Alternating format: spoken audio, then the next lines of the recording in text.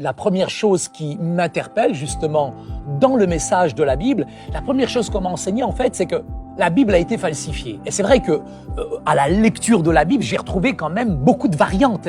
Ah oui, alors parler de falsification, c'est quand même un peu fort.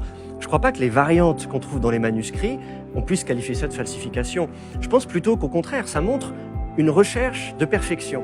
La plupart des modifications qu'on trouve, alors c'est vrai qu'il y a deux types de modifications, deux types de variantes. Il y a des variantes qui sont dues à des modifications intentionnelles, c'est-à-dire qu'à un moment donné, un rédacteur a cherché à améliorer le texte.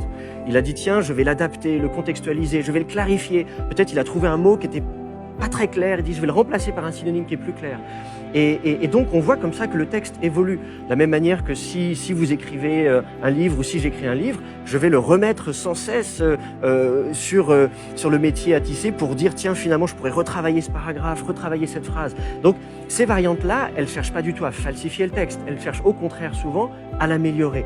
Il y a aussi des variantes qui sont des variantes accidentelles. Moi si je recopie un texte, il m'arrive de faire des erreurs, mon œil peut sauter. Peut-être quand on lit un livre, des fois on arrive à la fin d'une ligne et puis on veut aller à la ligne suivante et puis sans faire attention, on saute une ligne. Eh bien, ça arrive aussi parfois quand on copie un manuscrit. À l'époque, la photocopieuse n'existait pas, l'informatique n'existait pas. Donc l'erreur est humaine et les scribes, en recopiant le texte, parfois faisaient des erreurs. Mais là encore, c'est pas non plus de la falsification, c'est parfaitement accidentel et souvent on essayait de le corriger derrière. Alors, moi je voudrais juste comprendre quelque chose. Vous avez plusieurs Bibles. Vous avez une Bible d'Arbiste, vous avez une seconde, Louis II, révisée, 2004, 2005, 2040. Et pourquoi il y a autant de Bibles? Pourquoi autant de versions finalement? Alors, la Bible, elle a été rédigée en hébreu, en araméen, en grec, et c'est des langues qui ont chacune leur génie, leurs caractéristiques propres. On peut exprimer des choses dans ces langues-là, on peut exprimer des choses en hébreu qu'on ne peut pas exprimer en français. Parce que l'hébreu, c'est une langue sémitique qui est apparentée à l'arabe d'ailleurs. Et donc, dans la syntaxe même, il y a toute une façon de penser, une façon, c'est une langue sémitique et c'est pas la même façon de raisonner et de s'exprimer que le français.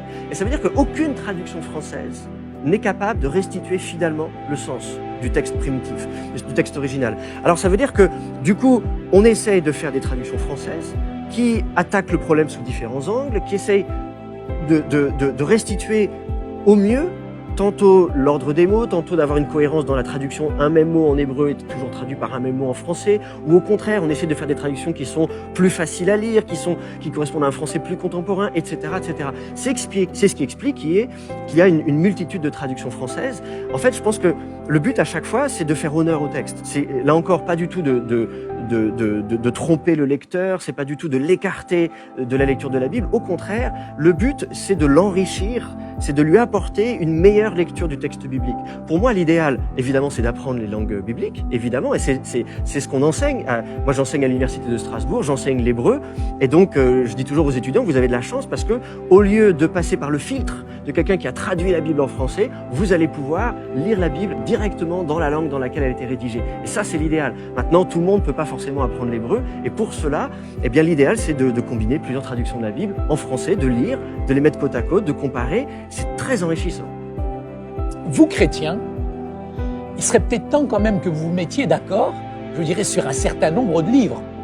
J'étais en contact avec des orthodoxes, j'étais en contact avec des catholiques, des protestants, et chacun a un certain nombre de livres, mais c'est quand même assez impressionnant quand même. Alors, est-ce que la Bible, elle est réellement la parole de Dieu quelque part? Alors, c'est vrai que chaque église chrétienne a une Bible qui est légèrement différente. C'est-à-dire qu'il y a des livres qui sont en commun, et puis certaines églises lisent d'autres livres ou pas. Et le choix des livres qui composent la Bible, on appelle ça le canon, eh bien c'est pas le même. Et ce qui est intéressant d'ailleurs, c'est que toutes les églises ne se sont pas forcément officiellement prononcées.